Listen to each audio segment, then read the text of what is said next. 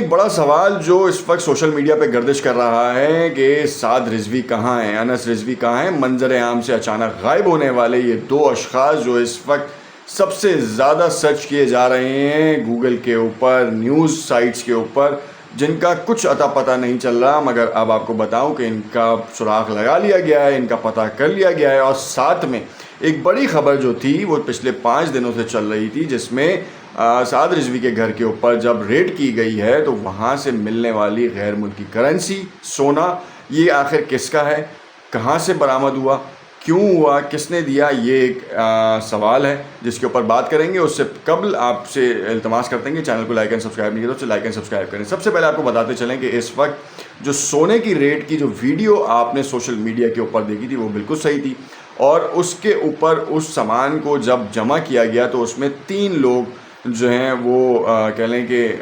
اس کے عینی شاہدین تھے، گواہ تھے، یعنی کہ ایک انسپیکٹر پولیس اور ساتھ میں ایف آئی اے اور این سی سی آئی، یہ تینوں محکمے کے لوگوں نے باقاعدہ طور پر اس کو اٹیسٹ کیا ہے کہ وہاں سے ملنے والا جو سامان ہے تقریباً 2 کلو کے قریب سونا تھا۔ وہ ڈفرینٹ کیٹیگریز میں تھا، چوڑیاں تھیں، زیور تھے، اسی طریقے سے چاندی ہے، پھر اس کے بعد جو ہے غیر ملکی کرنسی میں پاؤنڈز ہیں، ریال ہے، سعودی ریال ہے، ہانگ کانگ تک کی کرنسی ہے، انڈین کرنسی تک جو ہے وہاں سے برآمد ہوئی ہے تقریباً 50,000 روپے کے قریب۔ اب سینیریو یہ ہے کہ اس کرنسی کا یہ جو مالیت کے معلومات، یہ جو ایسٹس نکلے ہیں، اس کی کیا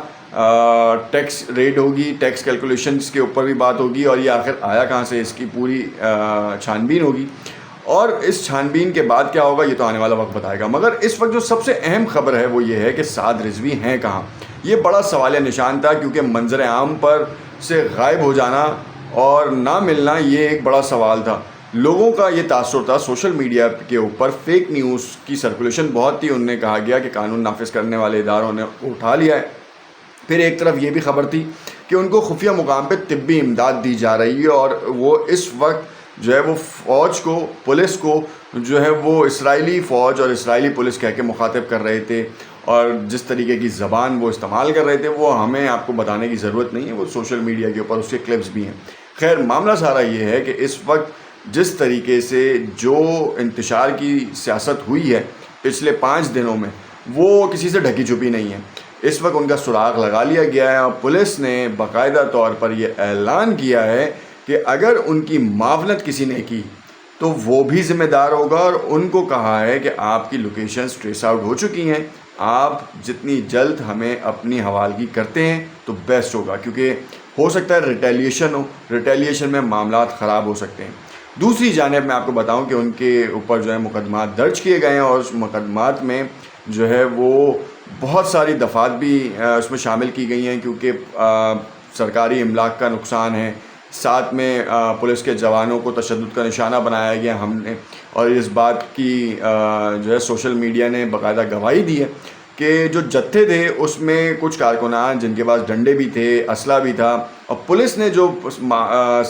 مقدمات بنائے ہیں وہ ریکوری کے اوپر بنائے، کیونکہ ان کو آٹومیٹک، سیمی آٹومیٹک ویپنز بھی جو ہیں وہاں سے ریکور کیے گئے ہیں، ساتھ میں پیٹرول بمز ریکور کیے گئے ہیں، اور یہ مقدمات درج کیے گئے ہیں، تقریباً 200 کے قریب جو ہے کارکنان کے خلاف مقدمات درج کیے گئے ہیں، اور پھر اس کے ساتھ ساتھ قیادت کے اوپر مقدمات درج کیے، کیونکہ قیادت نے ان کو بھڑکایا، بلایا، اور پھر ریاست کے خلاف جو ہے نا وہ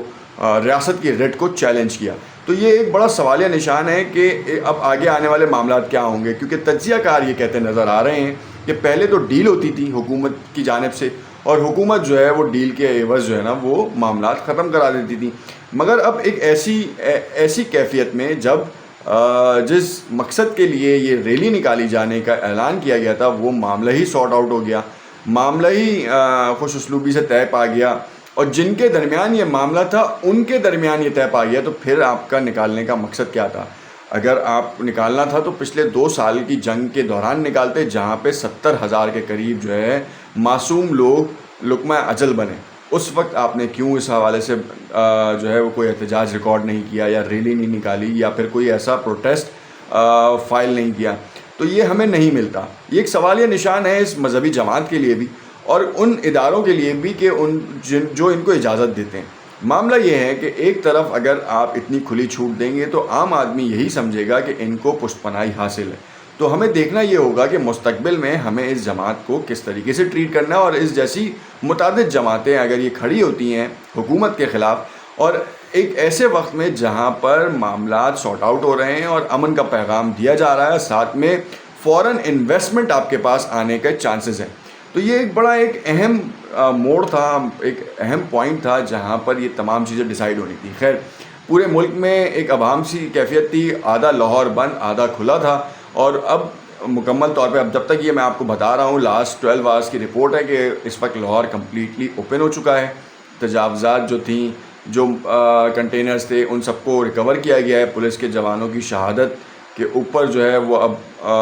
مقدمات بھی جو بنے ہیں, اور خاص طور پہ عام شہری بھی جو بیچارے اپنی جانوں کا نذرانہ جنہوں نے دیا ہے ایک مذہبی جماعت کے لیے, ان کے لیے کیا لائے عمل ہوتا ہے یہ تو آنے والا وقت بتائے گا.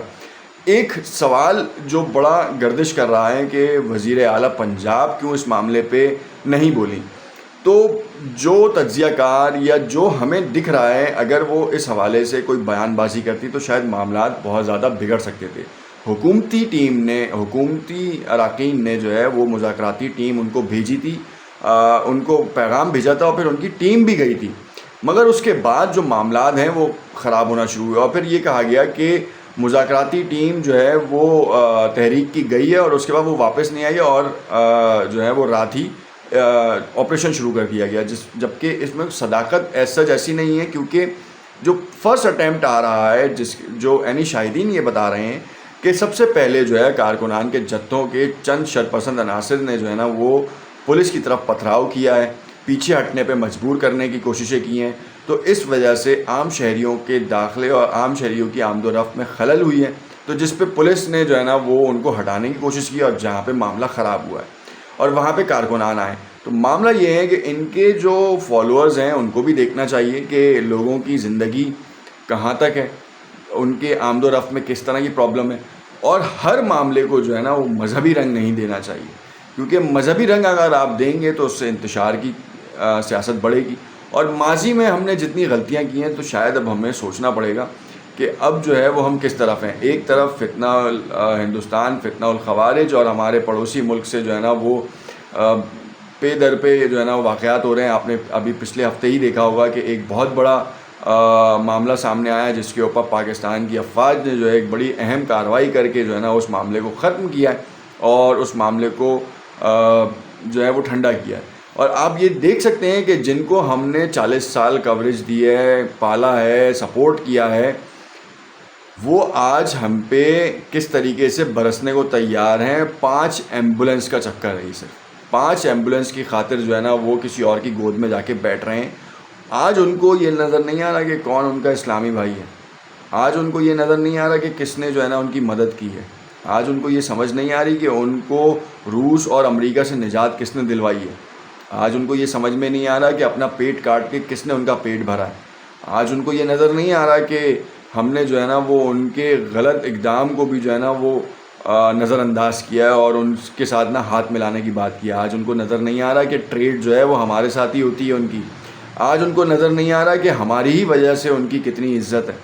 آج انہیں بالکل نظر نہیں آ رہا کہ وہ جس اسٹریٹجی پہ جا رہے ہیں وہ کس کی دی ہوئی ہے, کس نے ان کے